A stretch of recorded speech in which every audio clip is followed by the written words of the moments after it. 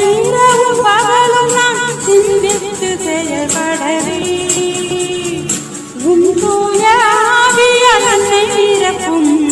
உன் தூய ஆவியால் பலப்படுத்தும் உன் தூய ஆவியால் என்னை நிரப்பும் உன் தூய ஆவியால் பலப்படுத்தும் கொள்ளாரின் சொல்லின்படி நடவாமலும் தீயோரின் தீய வழி நில்லாமலும் இகழ்வாரின் குழுவினில் அமராமல்